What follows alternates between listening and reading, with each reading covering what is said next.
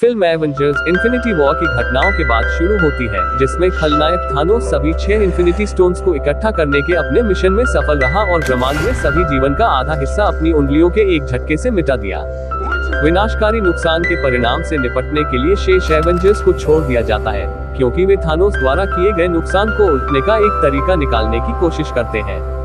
Film एक गहरे और निराशाजनक स्वर के साथ शुरू होती है, जिसमें जीवित एवेंजर्स सभी डैक और निराशा के विभिन्न चरणों में हैं। Tony Stark Robert Downey Junior अंतरिक्ष में भटक रहा है, संसाधनों और ऑक्सीजन से बाहर चल रहा है, जबकि स्टीव रोजर्स, क्रिस इवांस और Natasha Romanoff Scarlett Johansson Thanos को ट्रैक करने के अंतिम प्रयास में शेष एवेंजर्स का नेतृत्व कर रहे हैं। इन्फिनिटी स्टोन्स फिल्म का पहला कार्य शेष एवेंजर्स के लिए दांव और मिशन को सेट करता है, क्योंकि वे थानोस और इन्फिनिटी स्टोन्स का पता लगाने की कोशिश करते हैं।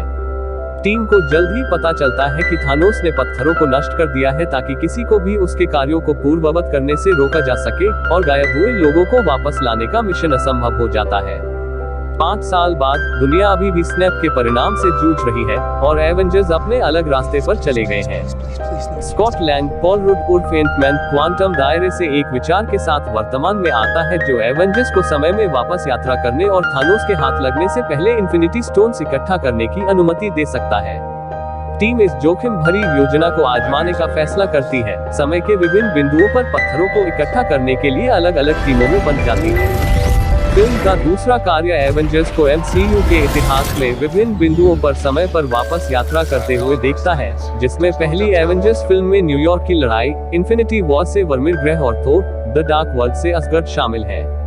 टाइम ट्रैवल सीक्वेंस फिल्म का एक आकर्षण है, क्योंकि हमें पिछली फिल्मों के कुछ सबसे यादगार पलों को फिर से देखने को मिलता है और हमारे प्यारे पात्रों को एक दूसरे के साथ नए और दिलचस्प तरीके से बातचीत करते हुए देखते हैं। हालांकि टीम की योजना इसकी जटिलताओं के बिना नहीं है।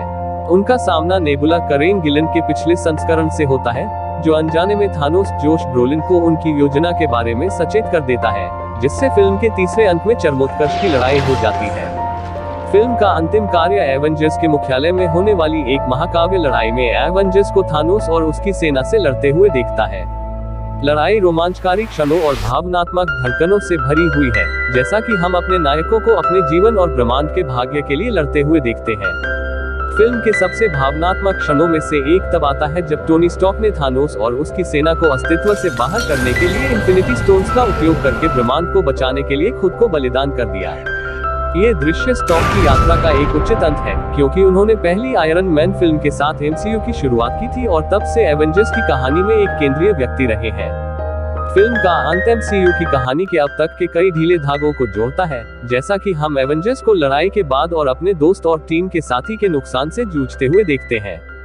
स्टीव रोजर्स समय पर इन्फिनिटी स्टोन्स को उनके उचित स्थान पर वापस करने का फैसला करते हैं, लेकिन वर्तमान में वापस आने के बजाय वह अतीत में रहने और पैगी कार्टर हेले एटवेल के साथ अपना जीवन जीने का फैसला करते हैं। फिल्म के अंतिम दृश्य में एक बुजुर्ग स्टीव रोजर्स अपनी ढाल को सैम विल्सन एंथनी मैकी उर्फ फाल्कन के पास से गुजरते हुए देखता है। ये दर्शाता है कि वह ऊपर ले जाएगा।